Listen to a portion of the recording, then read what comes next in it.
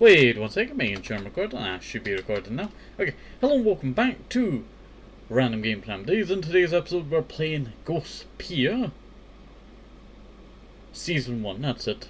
Ghostpia Season 1. A game that we got from Keymailer. So hopefully you are all doing okay today and stay safe, and hello and welcome back. I tell you, it's quite cold now, I tell you. While I'm recording this, I tell you.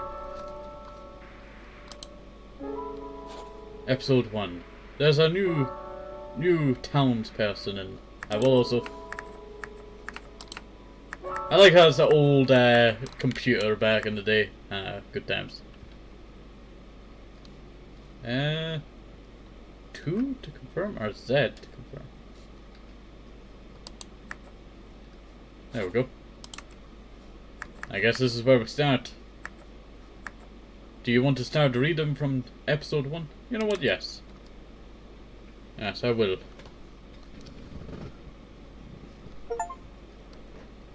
Start episode 1. It's been a long journey. It's dark by the time I get out of the station. A cold breeze blows and suddenly I want to go home. This is a ghost town. It's certainly lonely enough to have earned that name. Despite my reluctancy, I quickly remember why I came here. To fulfill her wish. It's a promise I have to keep. I whispered to myself. I've come to see you.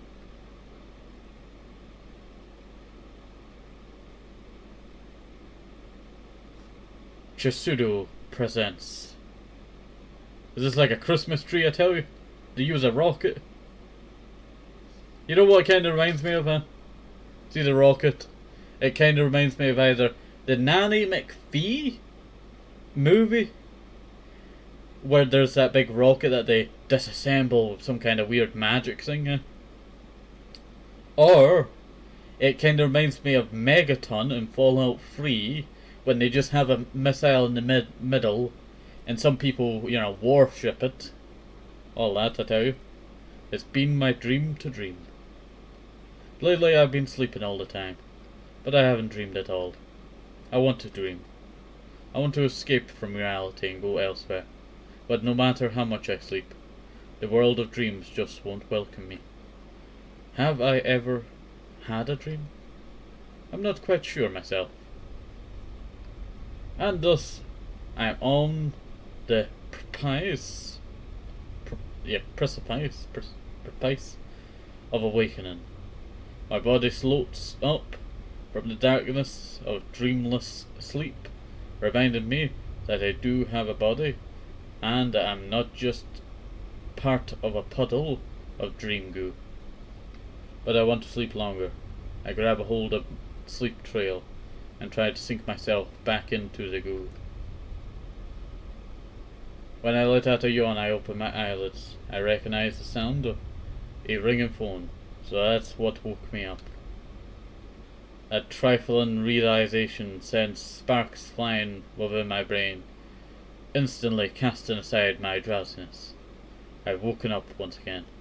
My heart feels cold, heavy, as if someone had poured icy water into the empty hole in my chest. I look out the window. It's almost dawn. Everyone's starting to go home. The air hurried and restless, but also somehow satisfied and overflowing with hope. And then my heart gets another degree colder. Let's go. I quickly grab a change of clothes, put on my coat, and head out to the door leading out of my one-room apartment. I wince at the cold sensation of the metal doorknob when I turn it. Once I walk through the hall and down the stairs, the door there leads outside. Meet Sayoko.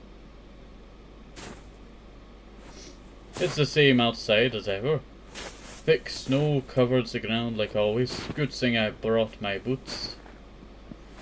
A courtier glance at a nearby brick fence reveals graffiti in a language foreign to me.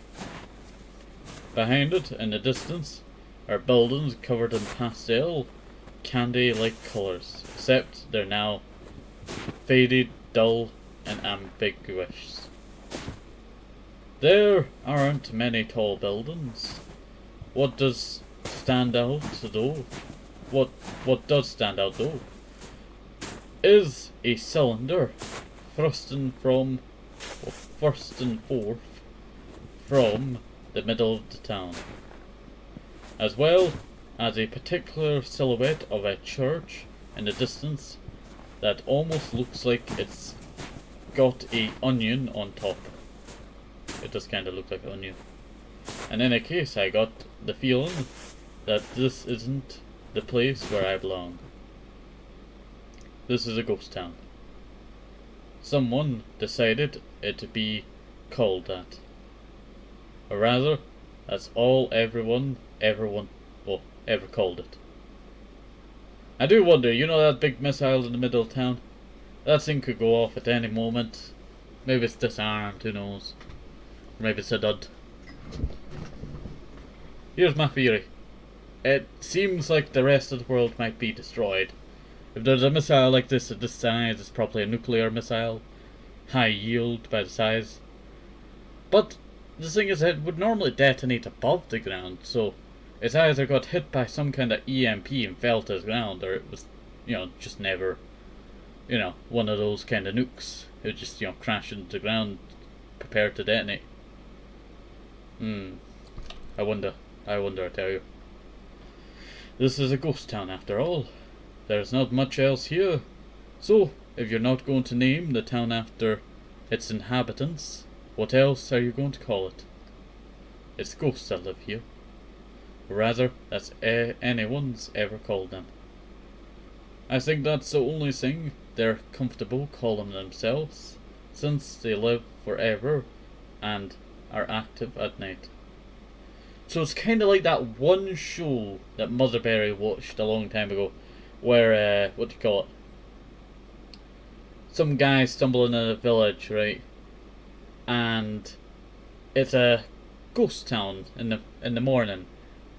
Well, it's ghost town at night. But once a day in a year, everything comes to life.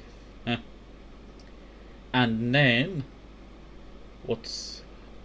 eventually, he falls in love with this woman and has to wait so many years, or, to meet them again and again. And eventually he decides to stay there, I think.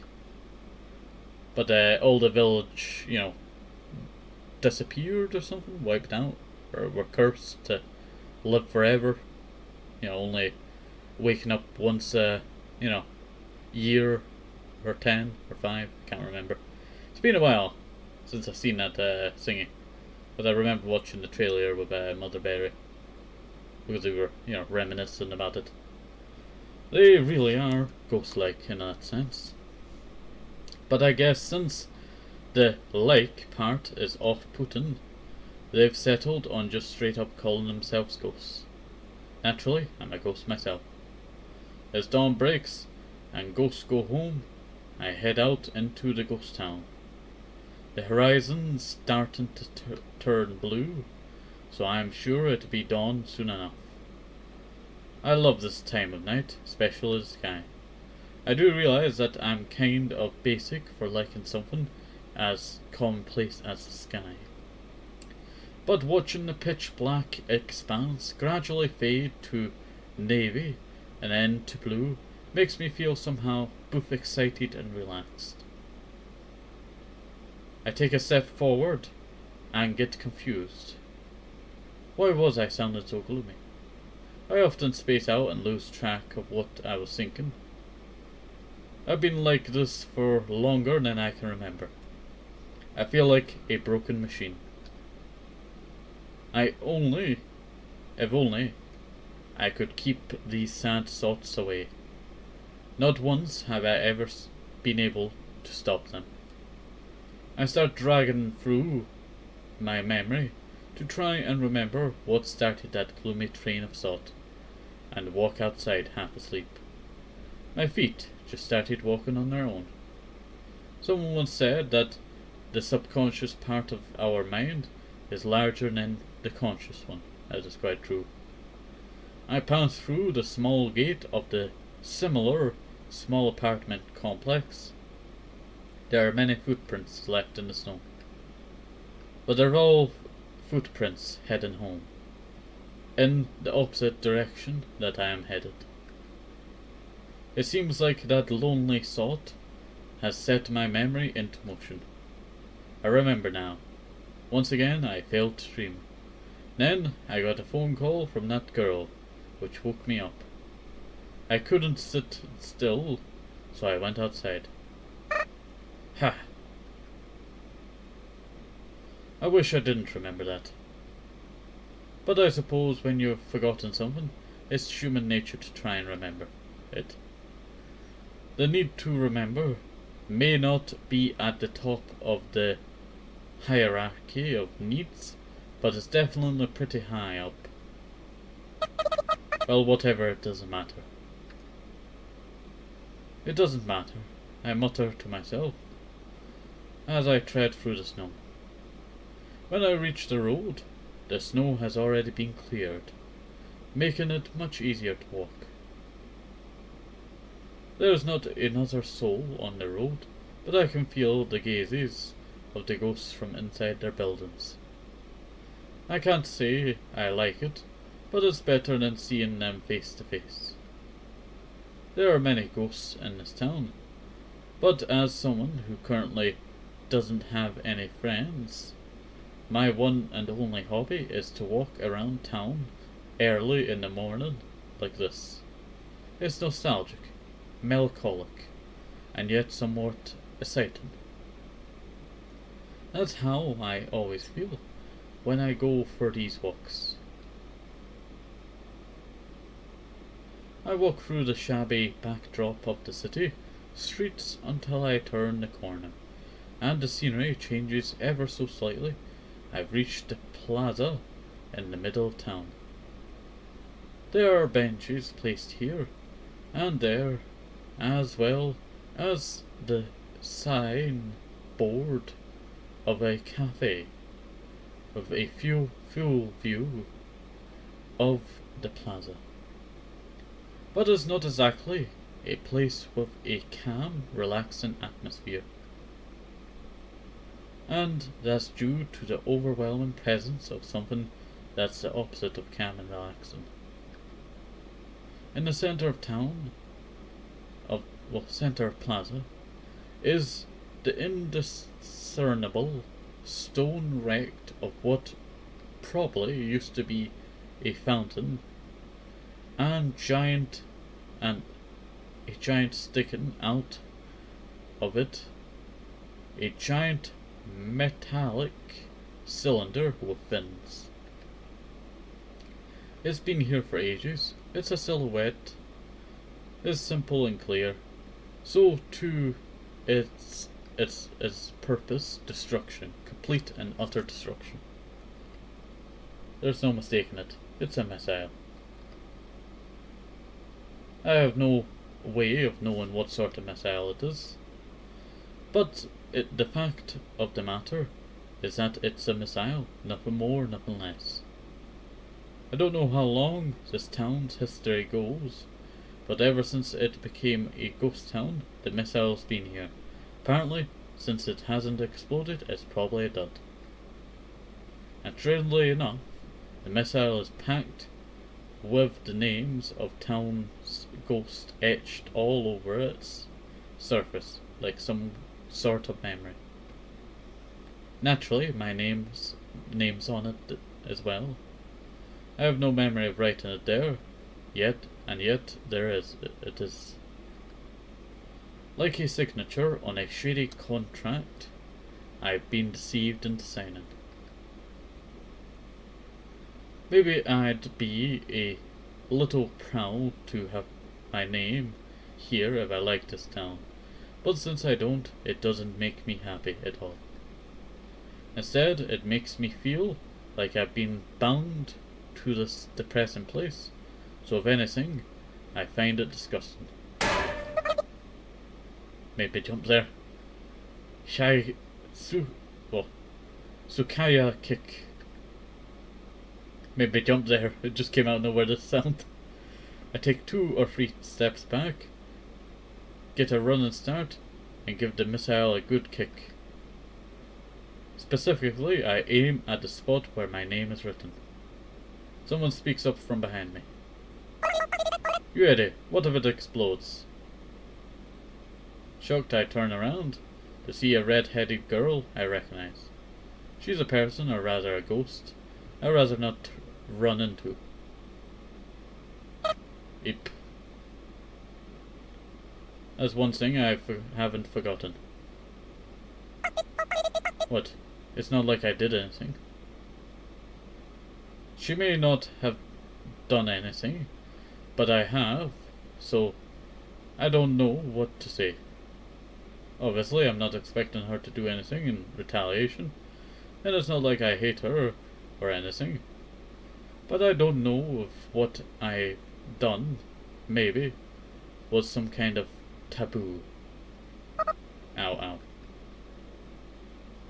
So all I can do is let out a pathetic groan. Hey, wait. I turn around and make a break for it. I run shamelessly, waving around my arms and legs. Anya, that redhead, appeared right behind me, so I have no choice but to make a loop around the town, as roughly shaped like a circle, in order to get back home. I try to run fast, but my body just doesn't feel like it. I keep tripping and almost cry every time. But before I realize it, I'm back home. When I close the door behind me, I finally snap out of it. I can almost feel the wind blowing through my stomach. Now that I think about it, I haven't eaten anything in a long time. But it's not like I'm going to die or anything. When I toss my coat off by the door, it starts melting from the bottom hem up. Like when a orange peel eats through a piece of styrofoam.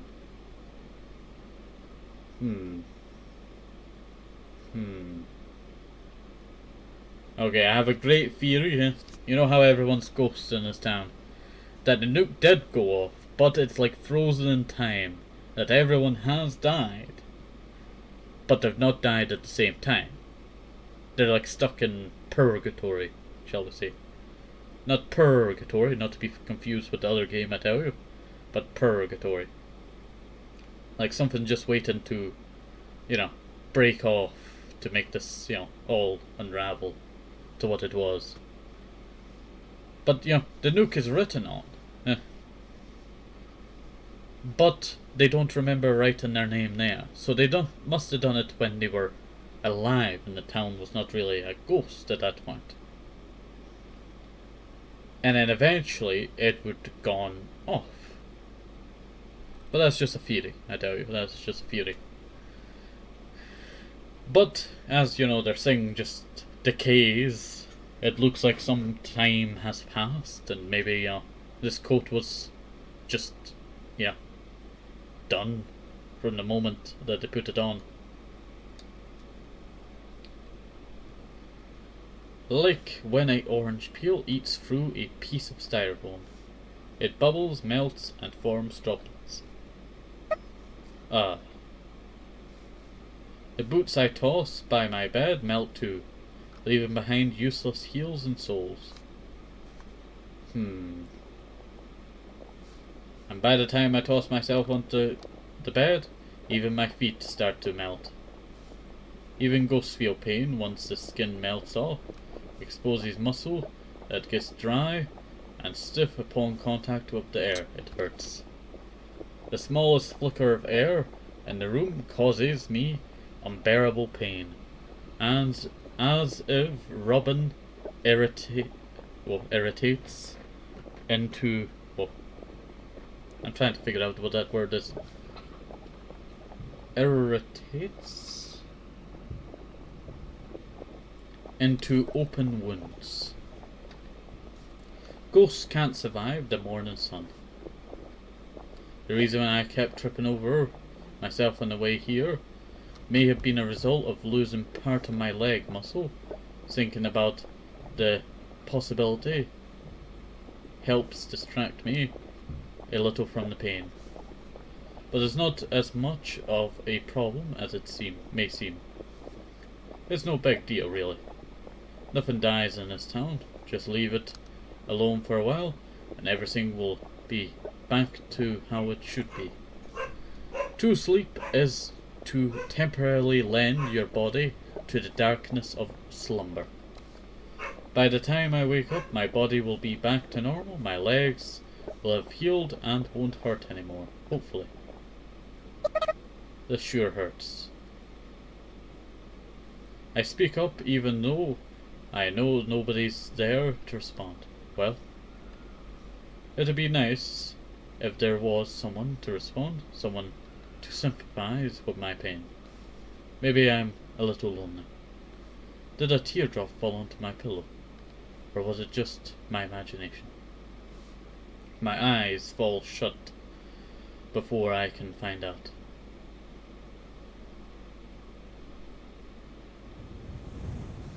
I can see a town off in the distance. I'm heading there at full speed.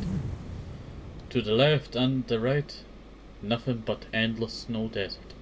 Up ahead, railroad tracks stretch far into the distance. Behind me, the railroad ties blur together, which is a sign that we must be going pretty fast. At this speed I should be feeling the wind onto my skin, but I don't feel sting on my body. It's only now I realize I don't even have a body at all. Without a body, I exist nothing more than a perspective. A perspective that's somehow chugging along the railroad like a train. Without a body, I don't get tired, so I aimlessly watch the scenery flow by. Once I'm about a few kilometers away from the town, I finally recognize it. That's the town I live in. That's a bit of a relief, and at least it's not some strange unknown territory. Before long, my train self will arrive at the station. But as I gradually slow down, my body doesn't feel sting, not even momentum. Suddenly my perspective switches, as if someone had turned the turning dial on a analog radio, old analog radio. My new perspective is facing the doors inside the train. Am I already at the station? The doors open automatically. There's the train. There stands a girl. She pulls the corner of her mouth to the sides, as if to say blah, before telling me, Welcome. Welcome. I've lived here for a long time, so I don't need anyone to welcome me. What's even going on? I try to tell her those things, but I can't speak at all. By the time I wake up, it's completely dark outside. Ghosts are nocturnal creatures, and thus the town's bustling with liveness. You know how the stuff keeps, singing? It's because it's like, a picture that we remember. And then it's kind of the decayed versions. It kind of reminds me of radiation when it destroys a camera. It kind of reminds me of that. No dreams again. The pain in my legs and the damage to my clothes have both vanished. As if nothing happened. I'm just a little relieved. I think I woke up much earlier than usual. I check outside the window again, as part of my daily habit, to see how much time is left before sunrise. We need to talk. Haven't seen that electric bulletin board before. It looks pretty hazardous made too. There's wires poking out and duct tape stuck on here and there. It's probably handmade. It's been lazily stuck on the wall of a building facing my apartment. I've got a hunch as to who put it there. Almost everything in the world can be fixed with a little bit of duct tape. I can still vividly remember her voice, but maybe that's because I actually heard her voice just yesterday. Ring. The phone starts to ring, right on cue. I check to see if my socks are on and if my boots and coats are there. I comb my hair with my fingers, but it's probably just get messy again. It's not like I've got time to fix it properly though. I'm off. I turn the doorknob, pull hard. What? When I open the door, I see a ghost standing in the common area of an apartment hallway. Is she a grown-up child? Or a childish adult? It appears says she could go either way. But if you ask me, I know she's the former. I think she's beautiful. Yo-ho. Even as she starts talking, she doesn't stop filing her nails. She's number 2 on my list of people I'd rather not see right now.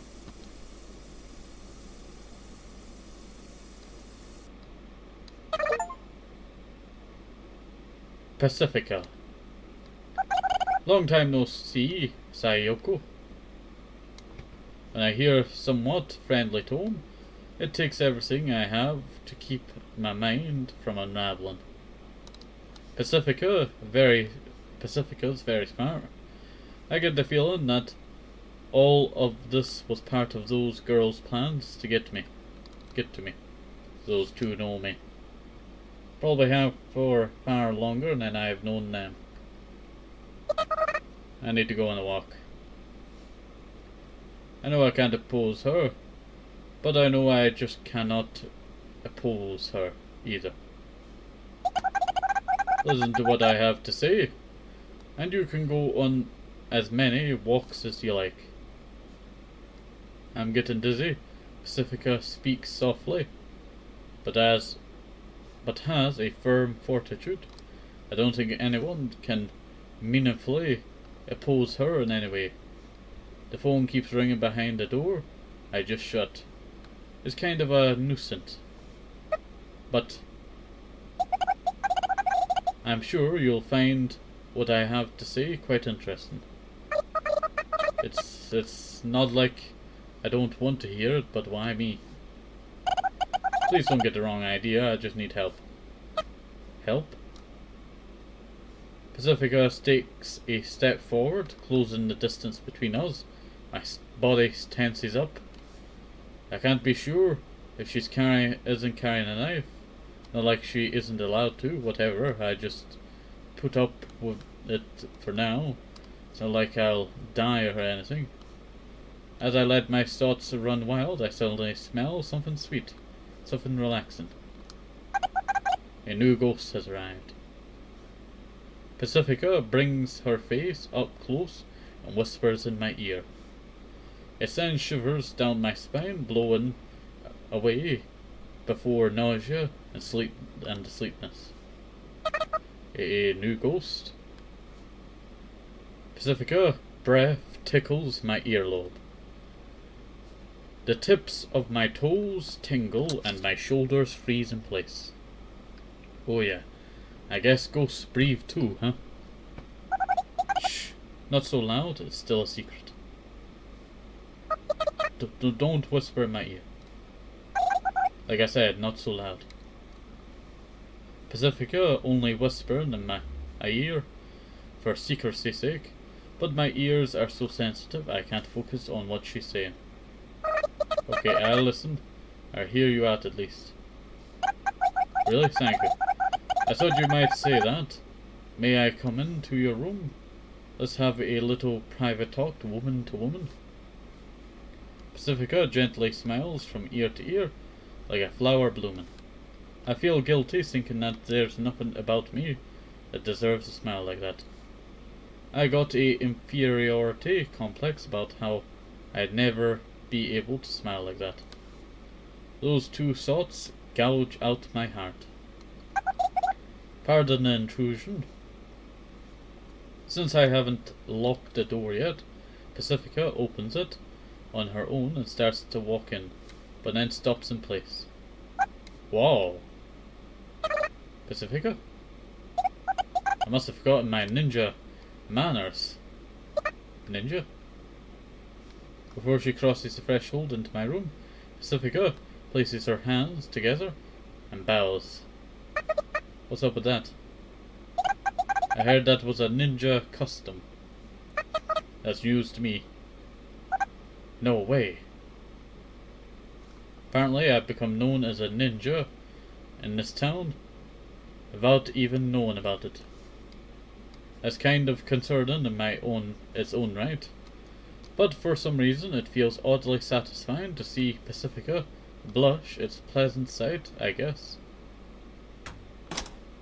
Upon entering the room, Pacifica makes a beeline for the phone and picks it up. She simply says, "Yes, it's me. Yes, that's right. Yes, please wait. Goodbye," and then hangs up. I brought you something. Sorry. But could you boil some water?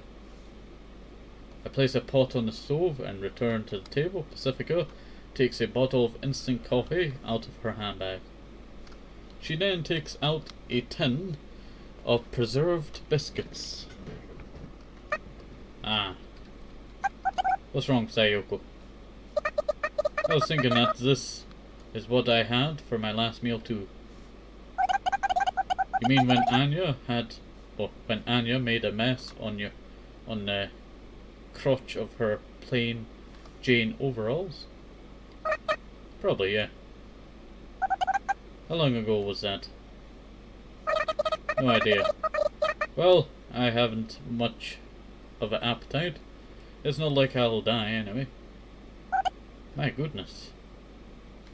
As I boiled the water, I listened to Pacifica scold me, saying that I should take better care of myself, and that it's not a matter of living or dying, and soon enough 2 cups of coffee are ready.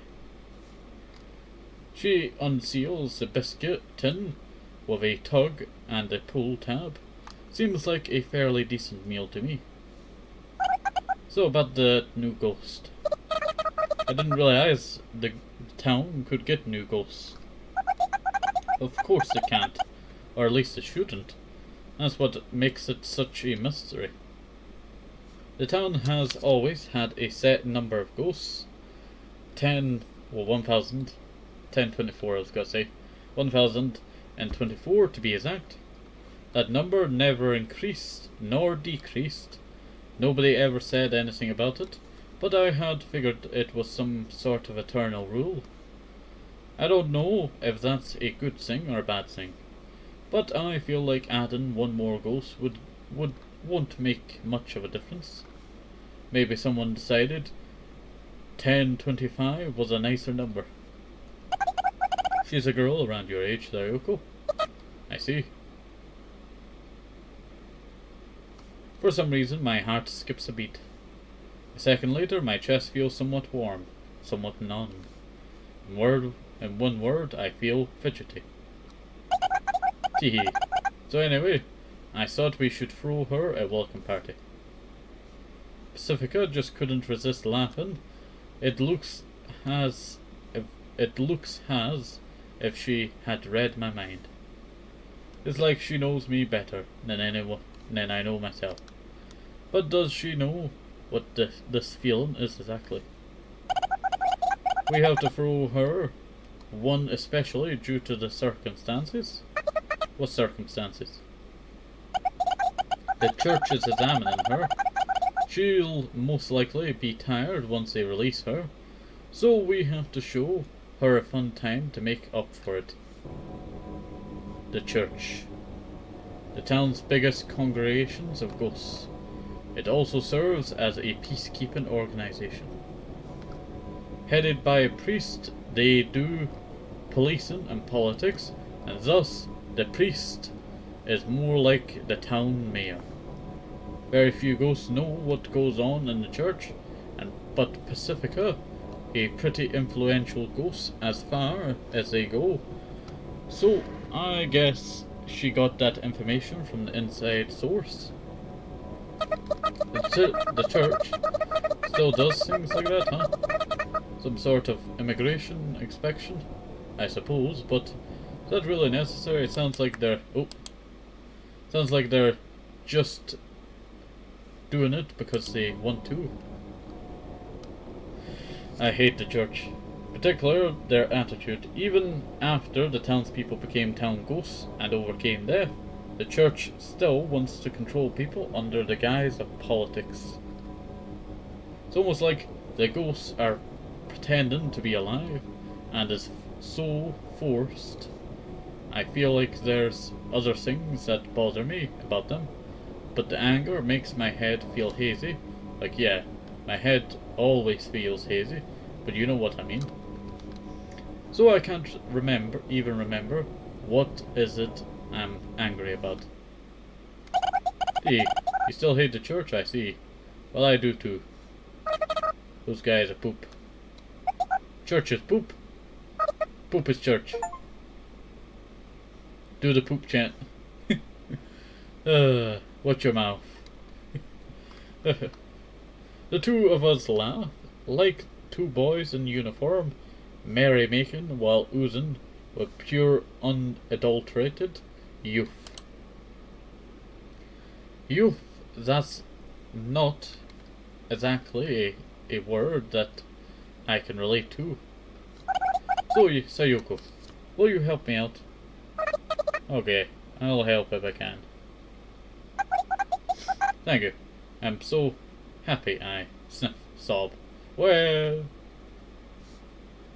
when Pacifica hugs me tight, my body stiffens. There's nothing I can do. I figured I needed some sort of opportunity to do this. So I've been waiting for a long time. I'm so happy I could talk to you like this. Pacifica talks earnestly between sobs. That's right.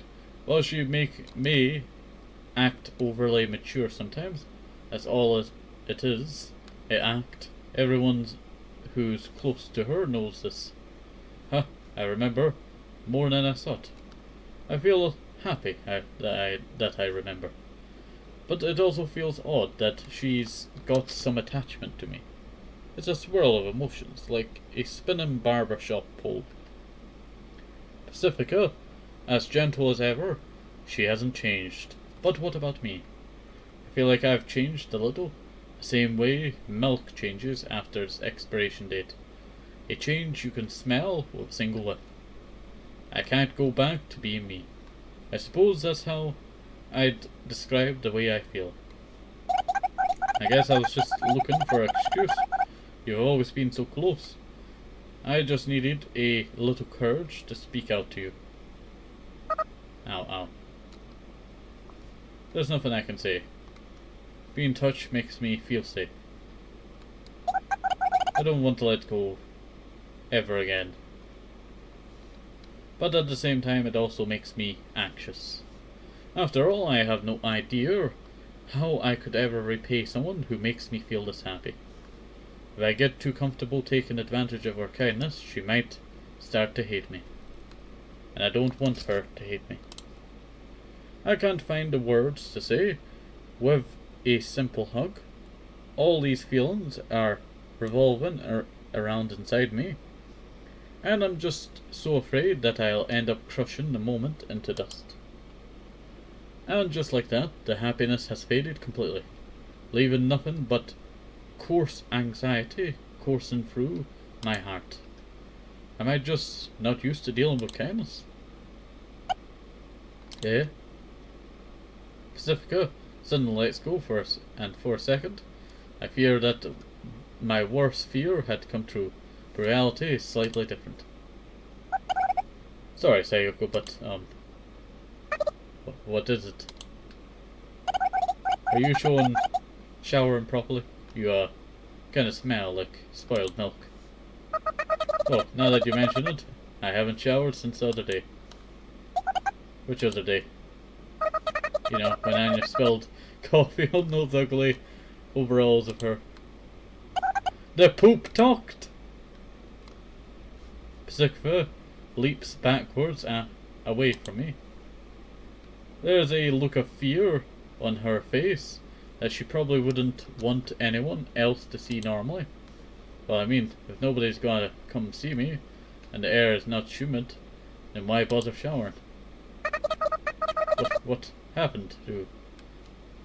I don't want to let you go ever again. Who asked you? You 100-year-old poop. It's been 100 years. This very concept of a calendar has disappeared from this town, so time has become incredibly ambiguous. Individually, a day is simple to track, but as days pile up, it's impossible to keep track of months and years. You have a easier time counting the sand in the desert of snow surrounding this town, one grain at a time. If you think about it, I suppose it's not normal to go this long without showering, huh? Maybe I really have changed. Am I trying to reclaim myself? Take a shower now. Oh, okay. My fear of being separated from Pacifica turns into fear of Pacifica herself. I stop thinking, grab a towel, and head into the bathroom as quickly as possible.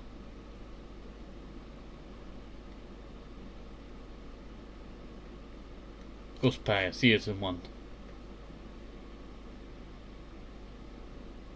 It's almost dawn. But I do think that's where I shall end it. If you want to see more of this, leave a comment down below if you want to see some more. But I think that's where we're going to end it for now. There we go. Not bad, I tell you, not bad. Save the game manual. Yes, I wanted to save the game manual. Just to make sure, if it's, you know, almost half a minute later since the autosave. So, hopefully you still enjoyed us. Have a nice day, stay safe, hope it does help, maybe some more shows. Leak of the vitamins, very, very important. And bye bye, see you next time, bye bye, see you, bye bye.